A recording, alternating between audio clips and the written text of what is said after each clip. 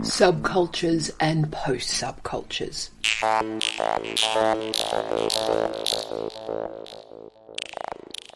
I'm doing some work at the moment, some research on some fabulously odd fan behaviour, really weird people doing really interesting stuff, and I've been pondering whether or not subculture is actually an appropriate concept, phrase and trope to be deploying in relation to this weird, wonderful fan group. I've also just recently reread Steve Redhead's chapter in the Ashgate Research Companion to Fan Cultures. So Steve and I today are going to have a bit of a chat about subcultures to see if they still have value in the contemporary academy.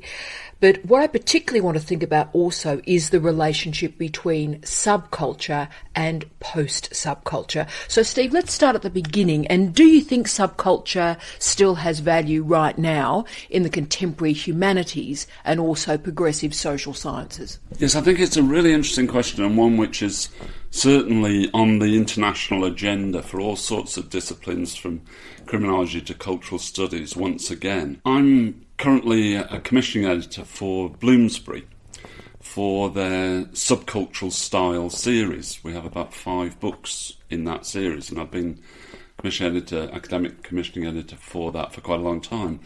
And it's quite interesting that when that was started, which is quite a few years ago, subculture probably wasn't as current as a term, and subcultural style was what we lighted on. We decided that that's what it was going to be. But now, I mean, you've got things like the network of subcultures, which is quite a big international group, which is having a conference this year.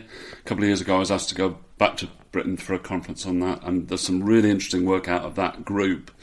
I think subculture is back in a lot of ways, partly because youth culture, for example, is cyclical and things come back again. So whenever you have a kind of new mod revival or a casual revival or whatever... Goths never go away. Absolutely. And that's what Subculture Style, the Bloomsbury book series, reflects, queer style, fetish style, punk style and so on. So I think there is something of a return. But I do think there is a problem with subculture as a concept. Yes. And it came out of, certainly for me, it came out of liberal criminology. It came out of the Chicago school in the 20th century, and then eventually, particularly in the 1960s and 70s, left liberal criminology, which I think has its own problems. But I think subculture as a specific concept is partly a problem because we, in the past anyway, saw subcultures as in some ways resistant to something. Yes, so the Stuart Hall model, the Dick Hebditch popularised model had an impact. And also, Steve, when I used to teach subculture, and a big shout out to Leanne McRae, and to Mike Kent, and to Debbie Henley, and to Amanda Evans-Chewett, who all taught this material with me. We, of course, taught it in the Birmingham model, which was subculture, meaning sub to, below, class culture. The dominant culture, but particularly class. So we spent a lot of time talking about class cultures and therefore how the subculture performed through style its resistance. So the Birmingham model.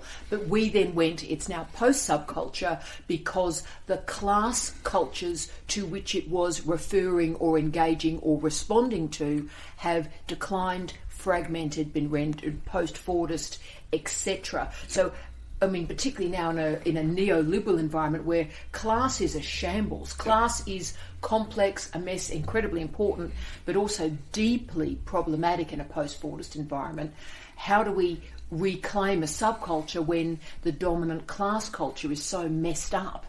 Yes, I think you're absolutely right to concentrate on something like the Centre for Contemporary Culture Studies, Birmingham, particularly in the 1970s, which was a main purveyor of that work. And populariser of it. That's right. And when we started the Manchester Institute for Popular Culture in the early 1990s in Manchester, I invented the phrase popular cultural studies, which was a joke, really, to some extent. The idea of we should refocus on what I thought was popular culture, but also to make cultural studies popular. It had a double meaning. And the point about that, particularly in the work that we published on popular cultural studies, say in the Blackwell's series of books, was that there was an idea that subculture then was moving away, and we kind of jokingly talked about it as subculture to club cultures, yes, as dance culture took over in the late 1980s. But I think in some ways that was always a bit tongue-in-cheek. The really serious part of it was, to what extent was this ever resistant to anything? Yes, and that might have been, say, the dominant culture would have been race-based culture as well. There were all sorts of reconfigurations, and I'm just not sure if it was successful if it is defined as resistive, performance resistive, and that's why, in terms of your Berg book that you were editing up, which was of course then bought by Bloomsbury, but it started off as the Berg series. Do you notice it was subcultural style? So the noun subculture became the adjective to style. And do you think there's something politically retrograde moving it from a noun to an adjective? Yes, and I can't remember whether I actually came up with that, but we certainly did agree at Berg originally and then Bloomsbury that it would be subcultural style, partly because I think the Dick Hebdige work still had a resonance. This was in the sort of mid-2000s. It is, the Dick Hebdige Subculture, The Meaning of Style, that book is the best-selling book of cultural studies of all time. I think we're in the 20th imprint of it. So this thing, when you think about punk, you think about it through a Dick Hebdige gauze. That's some of the most remarkable work a scholar could ever do. Yeah. But I think that, as I say, the question is really to what extent this was ever resistant, and what really the politics of youth culture actually was. I think you have to be very careful about this. And I do think it's as important as ever, but I think we need new concepts to develop this. And I think at one time what we did do in Manchester was we developed the idea of post-subcultures. Yes. Again, partly tongue-in-cheek, but partly because a lot of the time in the 1980s and 90s, and indeed in the 2000s, the idea was abroad that people would just take their subcultural style off a peg, that it wasn't as developed or as embedded as the previous idea of subculture, so that it became part of postmodern discourse in the academy. It's all surface. Yeah. Yes, the challenge particularly I think that emerged in the mid to late 1980s was that subculture became a proxy for so many things that really it had nothing to do with. So I remember some of that work that came from the post-Birmingham guys and gals, where they collapsed youth subculture, the early dance acid house culture, and the miners' strike as all being equivalently resistive. And I think that's youth as a proxy for something that it wasn't doing. Yeah, very much so. And I think if you take the best criminology, the best current criminology, for example, the ultra-realist criminology of Steve Hall and Simon Winlow and his colleagues at Teesside Centre for Realist Criminology in the UK, they would certainly, having looked at that kind of work, that move from subculture to post-subculture and so on, they would say that they have developed other kinds of concepts which explain resistance better, and also really they do claim, and I think quite rightly, that a lot of what was presented as resistance in subculture before was actually not resistant. But I still think the oral history and ethnography of subcultures is a really important field, and I do think it's back. I do too, and we'll finish this conversation. Bo, this is someone who, as you know, I was a goth for many years. In fact, many people believe I am still there. The goth subculture has been very important to my life and to my marriage, hasn't it, Stephen? It has, and I certainly developed work, even at the time, in the early time that we met, in terms of that sort of style and the way that was developing internationally. I still think that's important, and that's one of the books in the Subcultural Style series is going to be there. Exactly. I think that's important because that is then leading into popular culture, because, the goth subculture is really everywhere. I mean, Stevie Nicks is everywhere. Stevie Nicks on meth is really what goth is. That's what the goth look is.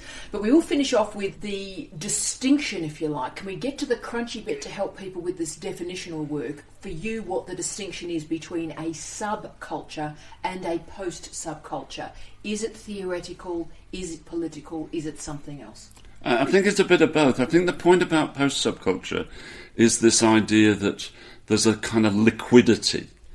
It's a bit bit back to Bauman, solid and liquid modernity. Yeah. The idea that all society's moorings have been loosened in some way. And we're all liquid in a sense, that our commitment to certain forms of, say, style, dress, football club, music band or whatever has actually become loosened. Whereas actually the sort of thing that you were talking about at the beginning of the conversation, Doctor Who fans in the subculture that you were talking about, was actually, an example of the commitment to subculture, actually. So just to clarify that a little bit further, so when we use the word post in front of everything, and post-colonialism is the great example of this, it's not about something that comes after. No. It's about a critical interpretation of that which comes before. So post-colonial, that post means let's critically interpret what colonialism is. So is that how you're dealing with post-subculture? And is it an historical term, a periodisation, saying that moment of resistance is now over and we've moved on? I think you could say it in those terms. I think basically that subculture and post-subculture are redundant terms. I think what they were actually signifying was an important period, historical period, and I think we shouldn't forget that. But I think the most important thing to do actually is to do contemporary work on what we would have called subcultures. And I say the network of subcultures, which I certainly recommend to people in their conferences coming up in Britain in 2016. I think there's some really interesting ethnographic, oral history, sociological work going on there on contemporary subcultures and how we might re-theorise this work. Lovely. Politically and conceptually. That's brilliant, Stephen. I think that helps me enormously. For those of you that are wondering the work that I'm doing at the moment, I am looking. It's creating a bit of a nightmare in the household. But I'm looking at the 12 Clara fandom, which is for the Doctor Who fans out there.